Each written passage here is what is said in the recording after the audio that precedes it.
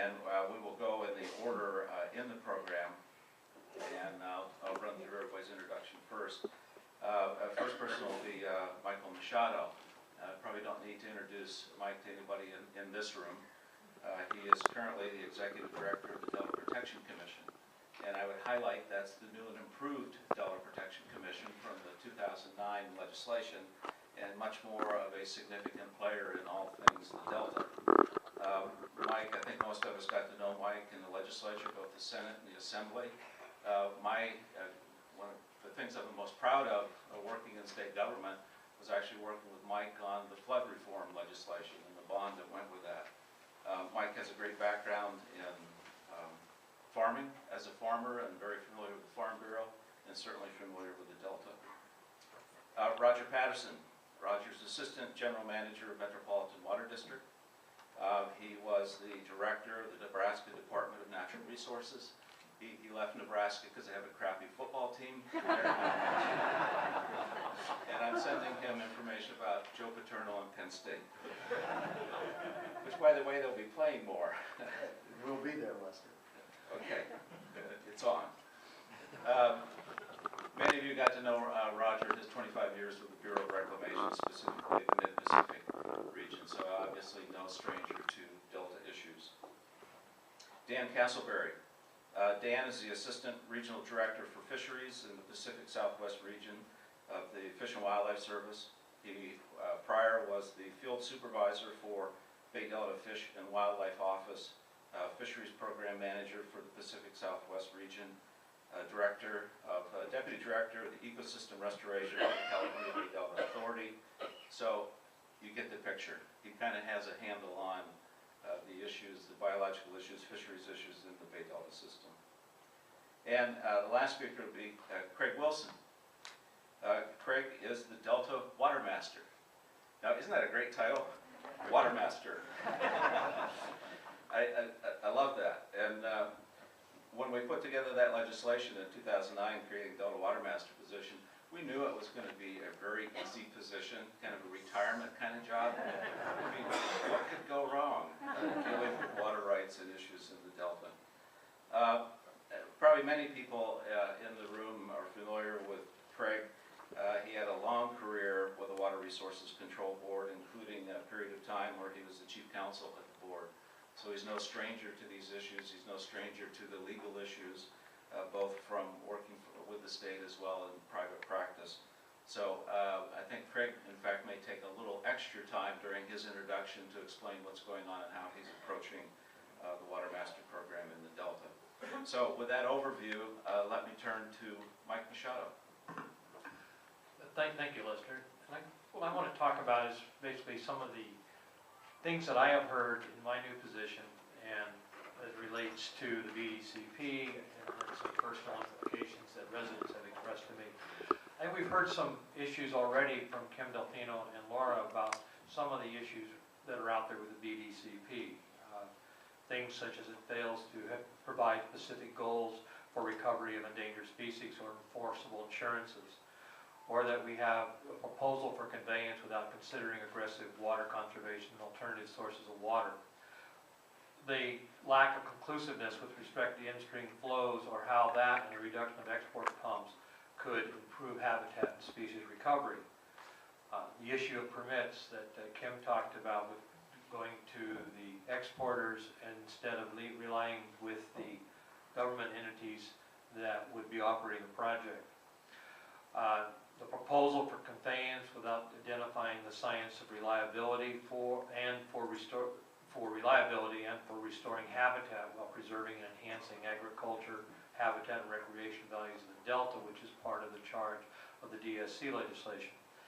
And it focuses on the Delta without involving the people of the Delta. When you talk about BDCP with Delta residents, they have summed it up as you're converting 1/6 of the Delta land to habitat, whether or not there are willing sellers that want to participate in. There's going to be 5 intakes that will wipe out families with over 400 years of combined history in the Delta. The conveyance will take the full flow of the Sacramento River, cause the X zone to move eastward, increasing salinity, eliminate water flows to Central and South Delta that replace the lack of flows today from the San Joaquin River, and then essentially it will destroy the ag industry that contributes almost $2 billion to the state economy. They look at the BDCP as an attack on long-held rights to divert water from the Delta for Delta agriculture.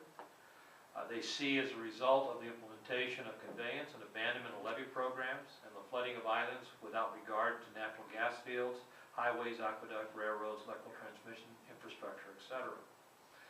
Local governments are concerned about losing revenue from the taking of private lands without in lieu of tax payments, in spite of the promises that they would be paid.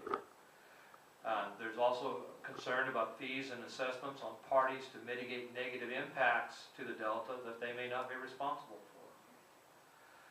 I think that the BDCP is looked at to have come to conclusion by December of 2014. There's some that believe there are immediate actions that should be focused on, such as looking at a 10-year horizon for improving flood control, emergency response, and reinforced strategic levees, or define an implementable project, a project that would be sized smaller than the proposed 15,000 CFS that conceivably could meet over 90% of the export needs at a fraction of the cost. Another concept is looking at reversing the focus of operation of the Delta from a dry year to a wet year operation, where you would take more water during a wet year, moving it into storage south of the Delta, both surface and groundwater replenishment. These are some of the questions. These are some of the opinions held by those focused in the Delta. I think the bottom line comes out from my history and involvement in water over my career in the legislature and before, is that even with the efforts of the DSC and with the Bay Delta Conservation Program, the process now reflects many of the Cal-Fed issues that were not resolved. We have the same players. The difference is hair color, and in some cases, no hair. Roger? Must be talking about those guys down there. Thank you. I really appreciate being here this morning. And first, Lester, I'd like to say thank you to you and the other folks in the previous administration for the work that you did to advance this as far as you did. I think that was a significant accomplishment, and one that all of us owe you a lot for. As the baton was passed, I guess maybe I've been doing this too long. One of the big concerns that I had was when you go through a transition, and it doesn't matter whether it's at the federal level or the state level, you always have some downtime. I mean, it takes a new administration a while to get their people appointed, to assess the lay of the land, where the previous administration left things.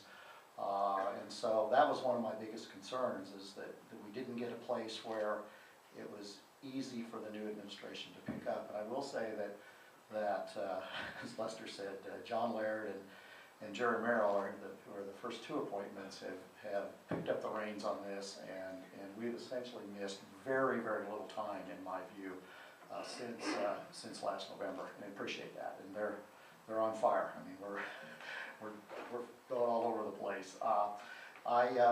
You heard Kim and Laura talk about, sort of the lay of the land with BDCP. You heard some of the concerns that are fair that Mike has raised.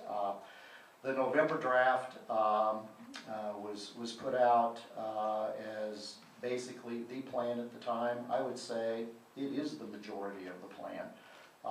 Yet issues to resolve, etc., but it is the majority of the plan.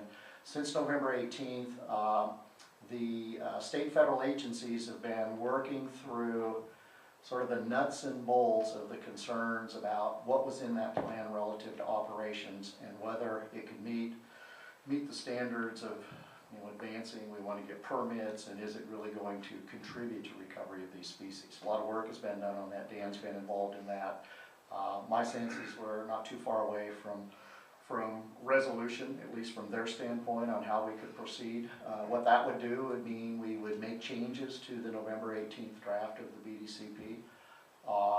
And if we can find enough support for the changed project based on that, then I think there will be a significant ramp up in activities that would involve more public engagement, really ramping up on trying to solve some of the outstanding issues, and the NEPA CEQA process would start moving ahead.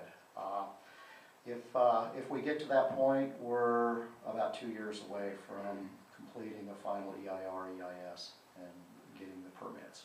Most people would think that's crazy to think we're that close. I in fact think we are. But a lot of that's going to depend on the next several weeks, seeing if we can get over this hump on changes that look like they can work for, for all the interested parties. And then we've got to ante up another $100 million to complete the planning process. When I say we, that means the water contractors. So pretty difficult decisions to make, but I don't see any other way to make this work. I mean, what we have now is it's not sustainable. We've got to move ahead. We can't roll back. I mean, the major components aren't going to change. There's going to be new conveyance. There's going to be habitat restoration. There's going to be dealing with some of the other stressors. I mean, those are going to be part of the plan. The details, yes, that matters, and those have to be worked through. But I think we're about ready to launch into the next phase of this. So I look forward to countering views. Dan? Again, thanks for the opportunity to be here and engage in this discussion. From my perspective, working for the Fish and Wildlife Service, a federal agency in the Delta, one of the several federal agencies working in the Delta, where we are now is not a good place to be. We have the decline of a number of native species in the Delta, the pelagic organism decline, salmon numbers are down, limited water supplies, limited fishing, lots of litigation. It's not comfortable, and it's not good for the system as a whole. So we're very much interested in moving to a better place. Our biological opinions, and I'm mostly going to speak to those that deal with operations, deal with a subset of the stressors, a limited set of the species. What we're hoping to do is to work towards something that's more comprehensive, integrated, and collaborative. Right now, we look at the BDCP, the Bay Delta Conservation Plan, and the process there is helping us move in that direction. And I think I can attest to what Roger said with the change in state administrations and working on the federal side, there's been little time lost. From that time when the state administration kind of put out their November document as the last administration was leaving, to the time that we're now engaging with the new administration, we were working very closely at a staff level with the state folks to carry forward with the planning under the Bay Delta Conservation Plan. And we're continuing to work very closely with the state to move that forward. Again, because we see it as being a more comprehensive, integrated, and collaborative approach to solving the problems in the Delta. We've done a lot with the Fish and Wildlife Service and on the federal side to help support kind of our input and work under the Bay Delta Conservation Plan and to better integrate the federal biological opinions. I won't go into all of that in detail. It's been a work in progress over the last 2 years, but the real focus there is again on being more comprehensive and integrated on the federal side, being more transparent and better supporting a collaborative approach to solving the problems in the Delta. So with that, I'll pass it on. Okay, Craig, your turn to defend yourself. Thanks, Lester, and thank you, Rita, and the foundation for inviting me to speak here today. After listening to Phil Eisenberg's remarks, I must say I've been called a lot of things over the years, but never a Cocker Spaniel. What was that all about? I think I'm going to appear before the Stewardship Council this afternoon, and I have to think of an appropriate dog analogy for Phil, maybe a cross between a bulldog and a rat terrier. How does that sound? Anyway, what's this Delta Water Master position all about? It was created as part of the 2009 water legislation. The Water Master is appointed to a 4-year term by the State Water Resources Control Board. And maybe the best starting point is to say, what the Water Master is not. It's not the traditional Water Master job, of which there are many Water Masters around the state. And those Water Masters is kind of more of a technical job where the Water Master oversees the diversions of a finite number of diverters from usually a given area of water use, such as an adjudicated groundwater basin. And the Water Master is kind of the technocrat with his hands on the spigot, kind of just, doling out the water, no more, no less than the people are entitled to. And this position, the Delta Water Master, is quite a bit different than that.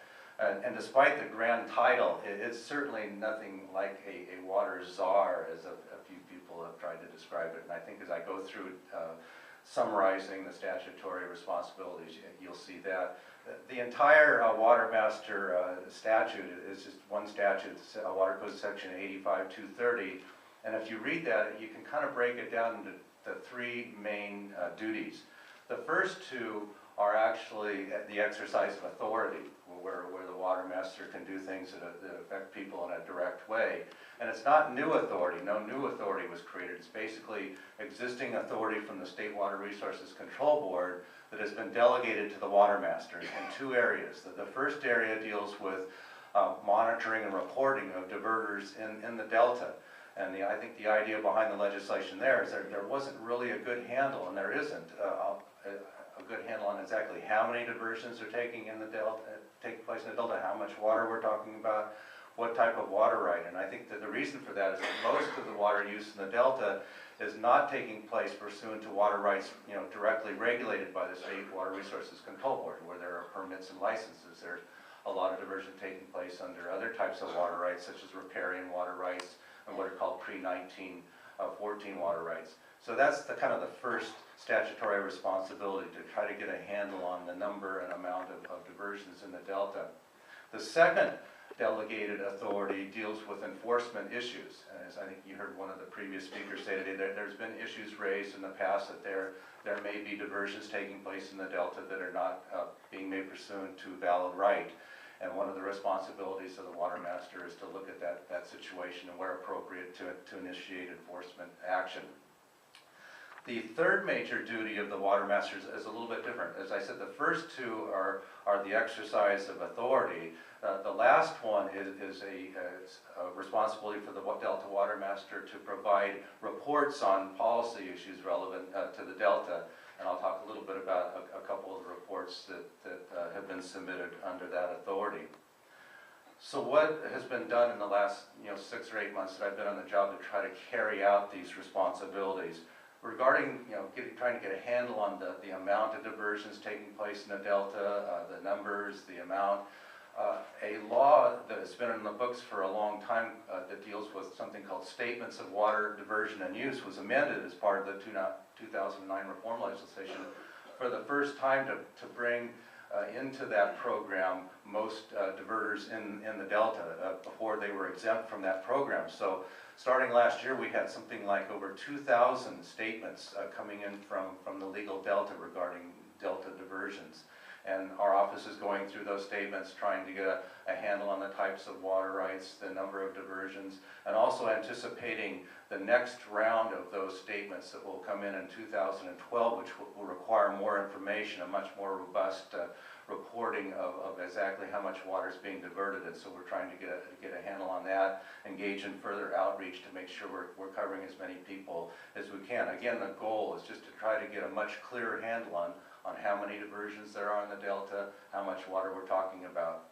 And that kind of segues into the second, the enforcement action. And as many of you may know, and as I alluded to, most of the diversions taking place in the Delta are pursuant to riparian rights, pre-1914 rights that the Water Board does not directly regulate.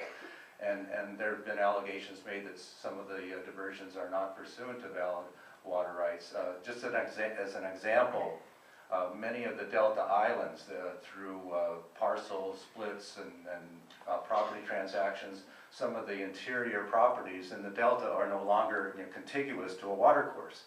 And the issue is being brought up is that maybe those properties, if the water is still being used out there, it's no longer part of a riparian right, that somehow the people have lost that status. And we're going through those cases and looking at it. The law is pretty clear that once a property is severed from a water course, you know, the burden kind of would shift to the continued user to show that there was an intent to retain the right at the time that the property was severed. So we're sort of going methodically through these cases, seeing where the facts fall, and where we conclude that there has been a severance and no intent to retain the right, then enforcement action would certainly be considered.